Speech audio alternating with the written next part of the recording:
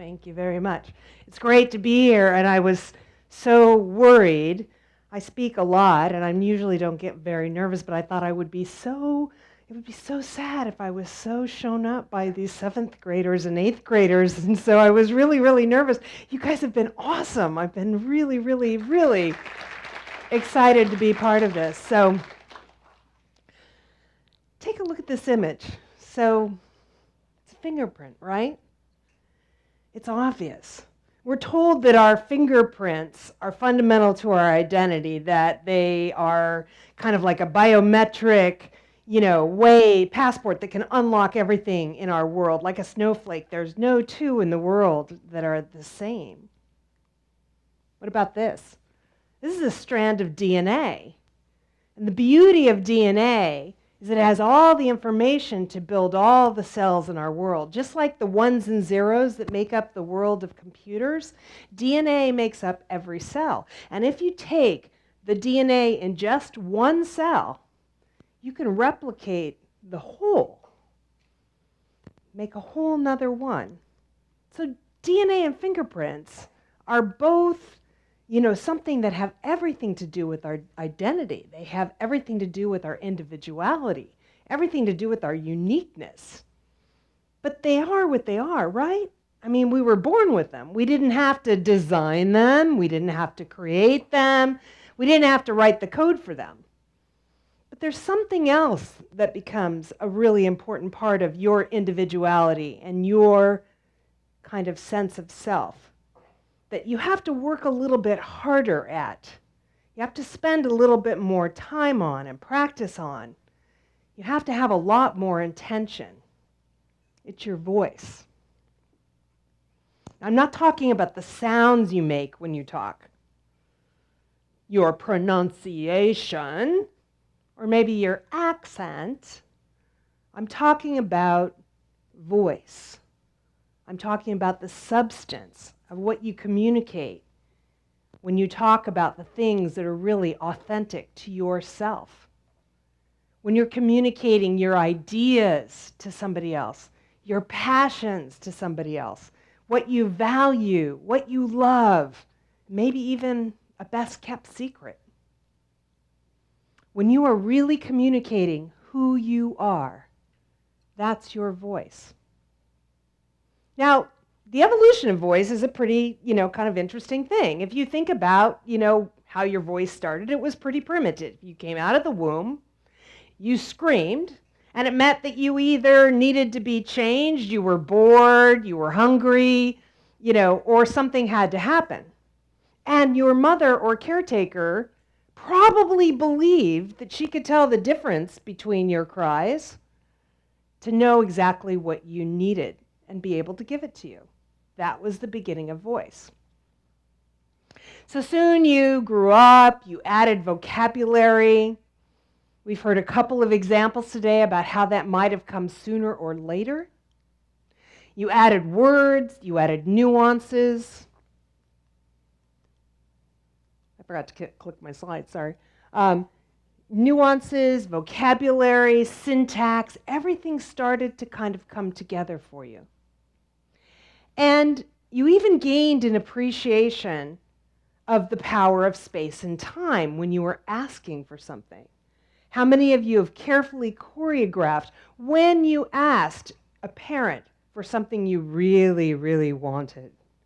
You wanted to make sure they weren't cranky, that they weren't hungry, that they weren't too stressed out, right? So that shows an appreciation of space and time. And I would wager that by the time you were in 6th grade, you probably had a pretty sophisticated sense of getting your voice. Now, as we start to think about that, you probably found yourself able to communicate a lot more than just what you needed. You were able to communicate what you were thinking about, ideas. You were starting to communicate, your intentions, your ability to understand things that you were becoming aware of, and maybe even what you were feeling. So what are some of the things that help a voice evolve? Well, one thing is by trying on other voices And we've heard today some stories about how kids can jump on to situations where they try on other voices that are not so kind. They can be hurtful and less compassionate. Our voices evolve when we share new experiences and we don't even have the words to express them. But we know we want to communicate it. Our voice is influenced by the people we meet. We've heard speeches from people that inspire us. We've heard things from people that make us want to do things. And your voice is especially strengthened when it's shared in a public forum from the values that you believe.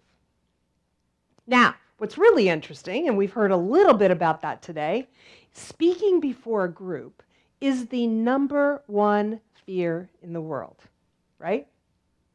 Number one, more than death. Anybody know what number two is?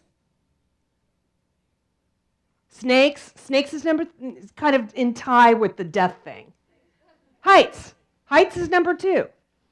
Deathly fear of speaking before a group.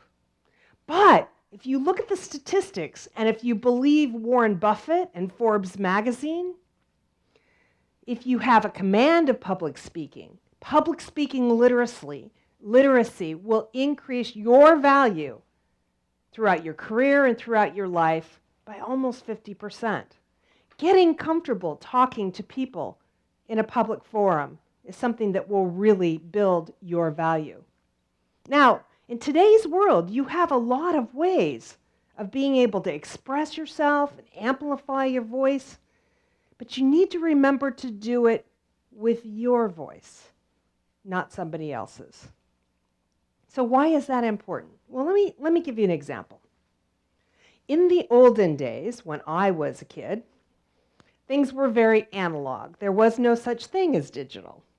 And we used to do things like write a note or letter on paper, very analog form, in longhand.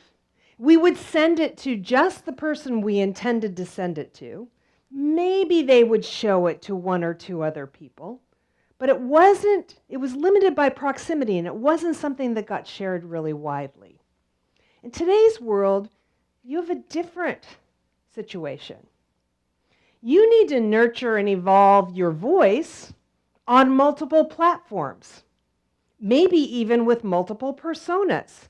Your persona on Xbox might be very different than your persona on Facebook. And the evolution of your voice won't be degrading in a landfill like mine.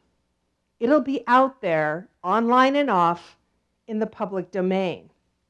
And your evolving voice will be publicly following you into adulthood.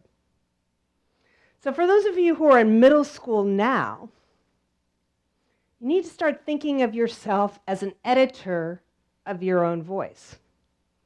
You are creating right now, across these many platforms, what will become a digital record of your voice that will follow you for the rest of your life. Into friendships, potential dates, job interviews, roommate applications, renting apartments. Everybody looks at your digital fingerprint now as evidence of your voice and who you are. Today, the average teen spends 4.5 hours a day on social networks like Facebook, Instagram, Snapchat, and others. And texting has not only replaced phone conversations, but it has replaced the boredom, saying something stupid, because when you text, of course, everything is perfect, right? Right? It's replaced awkward situations like having to ask somebody for a date. All of those things that used to be part of growing up, texting has taken them away. Waiting in line, being bored, trying to figure out how to ask somebody out, sitting in traffic. And now texting is even, something you use when you break up with somebody. The average teen sends between 60 and 150 texts a day. And teenage girls send a little bit more. 4,405 a month is the average. I know some that do much, much more. The good news is that all this technology can be a fantastic way to develop and amplify your voice. Or it can be blathering chatter that publicly haunts and embarrasses you for the rest of your life. But you can choose. I suggest that developing our voice takes a little bit more mindful approach. So how can we make it more mindful? Mindfulness is my business, so I start thinking about how we can cultivate a mindful voice. It involves intentional, accountable communication that is beneficial for all parties. Intentional, accountable communication that's beneficial for all parties involved. Wow. That's mindful communication. What does that mean? Intentional means it's on purpose. It means you know what you want to make happen. Accountable means your voice doesn't hide behind anonymity. It's your voice. Beneficial for both parties. You think about what it is you're trying to communicate, how it should be delivered, how it should be received, and if it is being received in the way you intended. So how can you become more, mindful, intentional, accountable, and make things more beneficial for other people? You have to start by knowing yourself. You have to know your strengths, your weaknesses, what you feel, how you're going to bring that out into the world. And you need to know what your buttons are that other people can push. You need to know what you're talking about. So if you're giving a speech or you're having a conversation or you're asking for something that you want, you need to know all about that. You need to be able to explain it a lot of different ways. You need to be able to really think about how you can explain it to a bunch of different kinds of audiences in many, many different ways. You need to learn to really listen. And you need to, especially when you are listening to somebody that has a different opinion than you, somebody that feels very differently about something than you need to listen with a curious brain. A very, very disruptive idea. A brain that questions. It's a very different situation than waiting for your turn to talk. We've all been in those conversations where we're speaking and we can just feel the other person leaning forward, kind of waiting for their turn to talk. Listen with a curious brain. Seek to understand the different perspectives of your audiences. Entertain those perspectives yourself. Empathize with them. What might it be like to feel the way they feel, to be communicating what they're communicating? Finally, if it comes to your turn to talk, to open your mouth to speak, I want you to think about deciding what it is you want to communicate. What do you want the person you're talking to, your audience, to hear? What do you want them to do? You send a text or a Snapchat or something, what is it you want to make happen? Are you explaining something to them? Are you trying to provoke something? Are you trying to persuade them? We heard a great example earlier. Persuade them to do something. And then, now that you know what you want to say, you need to choose the right platform to express yourself. Choose it carefully and in favor of what it is you want to say. Let me give you an example. 7% of all communication is verbal, the words, the articulation that we spend so much time on. And 93% of it is nonverbal. Of that 93%, 55% of that is body language. So if I'm not very open to what you're saying, I might be standing like this.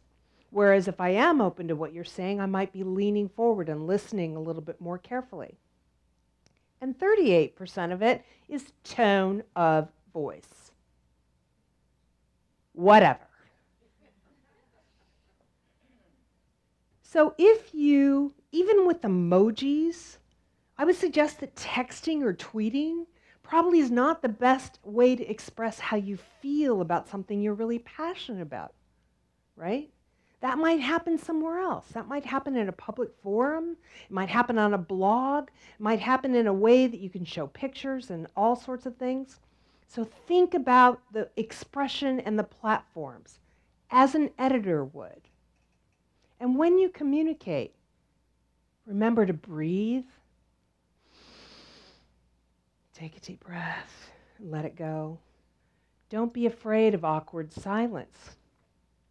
When I was a young advertising executive, I would do research.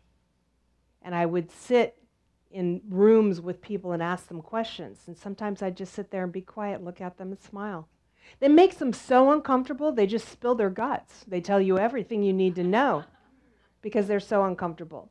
So don't be afraid of awkward silences. Many things are exchanged there. Be sure to check in with your audience. Are they understanding what you're saying? Are they asking questions? Or are they just waiting for this to be over so they can leave? And remember that understanding is not the same thing as agreement. And I think that's where a lot of young people get very confused. If somebody doesn't understand, ask questions to find out what they don't understand. Where did you lose them? And then explain it differently. Don't just repeat yourself. I can remember learning this lesson the hard way as I went through life, kind of with parents and then bosses and saying, well, just listen, as if by saying it one more time again, it would become clear and they would agree with me. That's not how it works. If your audience understands but doesn't agree, your mission's accomplished. Agreement shouldn't be your objective necessarily, because mutually beneficial communication is your objective.